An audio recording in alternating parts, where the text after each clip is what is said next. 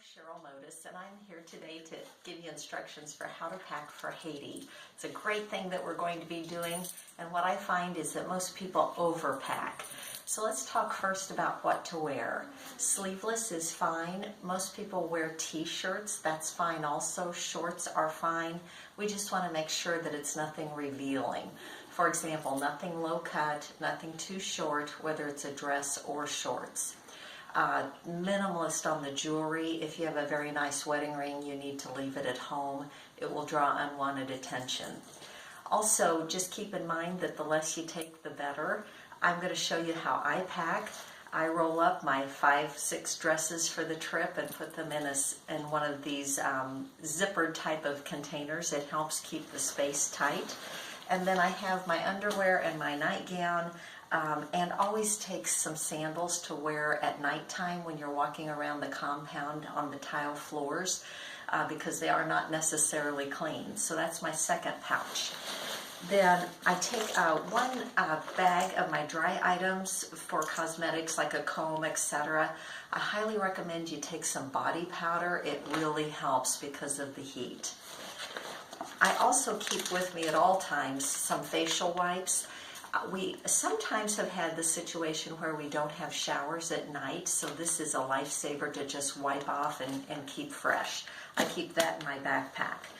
Then my liquids and my contacts, things that have liquid in them, they can't be carried on the plane, so they will be the one thing that goes into the checked bags. Then I take a backpack, and that has my laptop in it, my books. I also bring 3 or 4 oranges and apples for the week, 3 of each. You'll also want to bring a very nice water bottle. You've got to have water with you at all times. We make sure it's treated.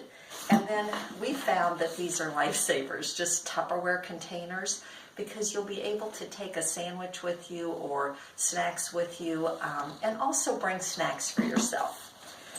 Now, from the standpoint of shoes, we don't leave the compound unless you have closed-toed shoes. So on the airplane, when we land, anytime you're out in the dirt, you need to have closed toes. Tennis shoes are great.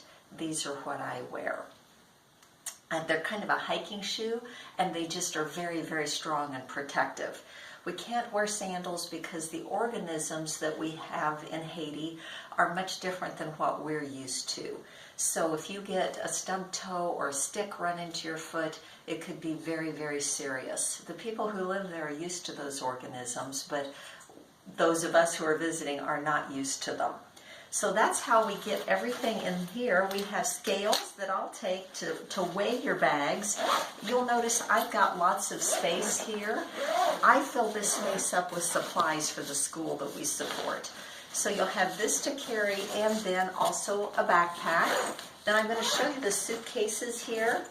You'll each have 2 suitcases. The goal is to get 50 pounds of supplies in each. One of them you'll be able to stick in that first morning when we fly down there. You'll be able to stick in your liquids, but that's the only personal item that you should put in here. Our key goal is to, one of our purposes is to take supplies to the Haitians. So let's make sure we get as much as possible. You'll notice they nest inside each other. When we're finished and they're all empty, we'll throw our duffel bag in there, we'll throw this one in the larger one, and we'll be able to get on the plane and come home with much ease. So keep in mind, as we're going through the airport, you're going to have this duffel bag on one shoulder, you're going to have the backpack, and then you're going to be pulling your 2 suitcases, okay? So this is how we will get as much of our supplies to Haiti as possible. As always, let me know if you have any questions.